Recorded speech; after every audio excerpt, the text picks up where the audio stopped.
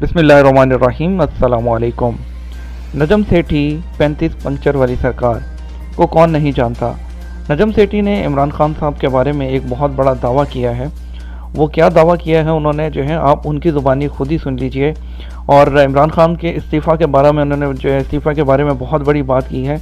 आप ये डायरेक्ट उनकी जो है वो बात सुनिए और फिर मुझे बताइएगा कि जो है ये क्या इनके बारे में क्या जो आपकी राय है।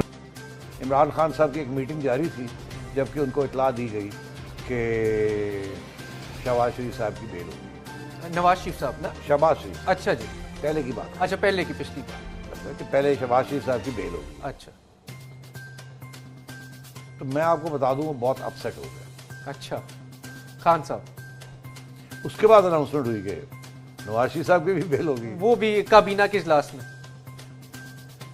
तो खान साहब बहुत अपसेट है और खान साहब ने एक ये अपना एक मौक़िफ़ बना लिया है, पर्सनल बात बना ली है कि ना उन्होंने इनको छोड़ना है दोनों भाइयों को, और ना ही उन्होंने शहबाज शरीफ साहब से मिलना है।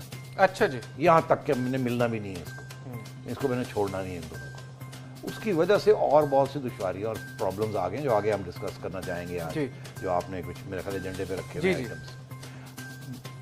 और इन्होंने धमकी भी दी है। मैं आज आपको बहुत बड़ी बात बता रहा हूँ। अच्छा जी, किन्होंने धमकी दी है?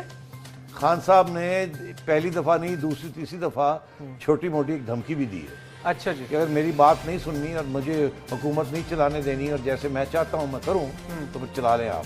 अच्छा बस अब इसके आगे आप मेरे से ना पूछें ठीक है, किसको क्या कहा और क्या उन्होंने बुड़बुड़ की है। अच्छा जी, अब डायरेक्ट की है इंडायरेक्ट की है मगर की है, मतलब पैगाम पहुंचाया, पैगाम पहुंच गया है कि वो बुड़बुड़ कर रहे हैं, मैं फिर चलाओ आप ही है ना।